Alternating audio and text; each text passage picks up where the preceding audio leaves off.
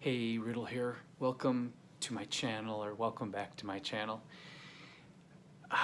So I'm going to cover a couple topics right now, and I hope you find these both helpful and interesting. My goal this year is to try to reintegrate myself back into society. For many decades, I just kind of avoided people. I made my own businesses, I lived in remote places, or just isolated myself because, quite honestly, I just don't feel like I have a lot in common with people.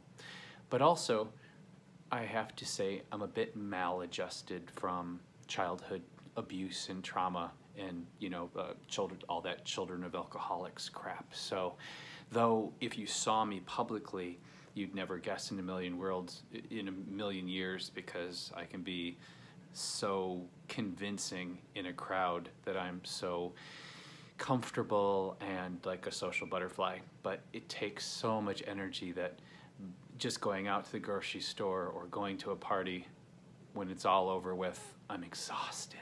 I'm never truly comfortable.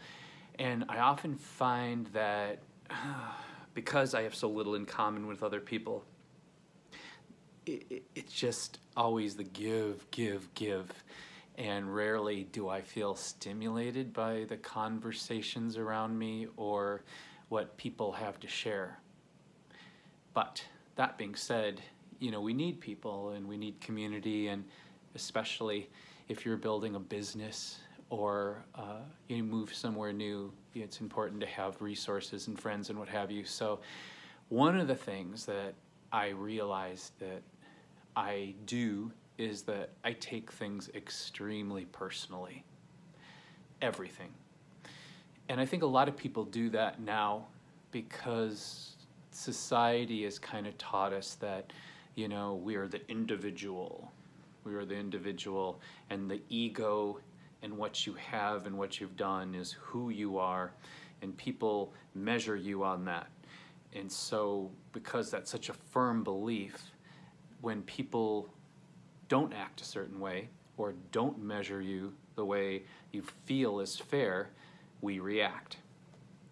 And this can be emotionally draining. And I'm going to give you an example. And it relates to the mushroom hunting. And it also relates to witchcraft and magic. Even though I have a horticulture background, even though I've been mushroom hunting successfully and eating those mushrooms for I don't know how many years now, there are still people that just plain out refuse to eat those mushrooms, or consistently still say to me, "Oh, do you know what you're doing? Oh, be careful." And I guess for some people that'd be like, oh yeah, well, whatever. For me, it's like an insult. It's, I have a horticulture background. They can see I'm a really experienced gardener. They can also see where I excel in many other places intellectually. So it's always like, can you come up with anything more original than that? Of course I'm going to be careful, or I would have poisoned myself or someone else by now. But that's not the point. The point is this, and you can think of a lot of things in your life once I explain this further to you.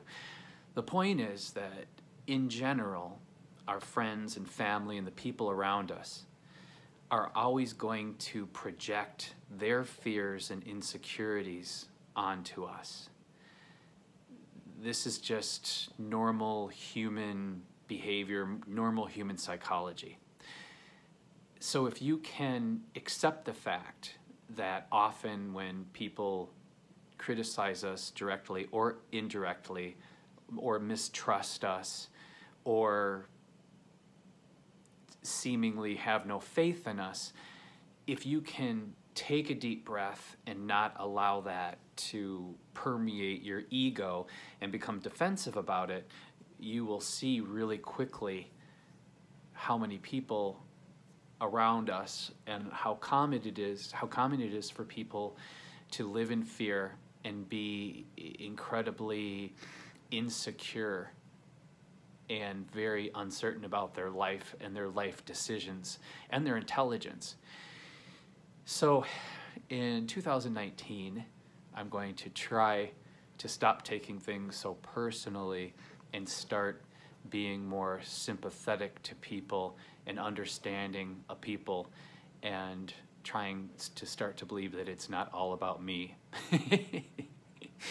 And that, you know, people have, you know, have their own shit, just like I have plenty of my own shit. And if you're interested, you know, in witchcraft, as it seems paganism and witchcraft is now becoming a popular alternative faith again, one of the most defining descriptions of someone who is supernatural is that they are not affected in any way by outside influences or their external environment. And having that solidness, being so deeply rooted in oneself, being so self-contained, then allows you the power to truly master your environment. People took this literally back in the day, that, you know, witches could turn people into animals or put hexes on people or manipulate the physical world without touching things, when actuality, these were just like some of the great masters in the world, great sages, wise men.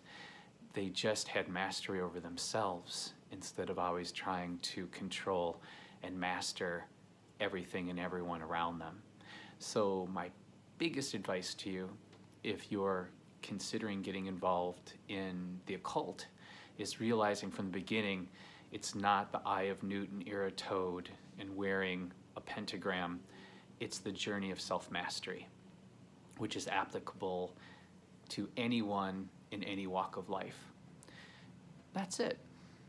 Thanks for listening to me. Have a great 2019, and hopefully I will be able to update this video with some progress in my own journey of self-mastery. And I also will be doing some videos on where I have been very successful in my life's journey at self-mastery. Take care of yourselves, and most of all, take care of each other, because how we treat each other on the streets is ultimately our reality. Bye for now.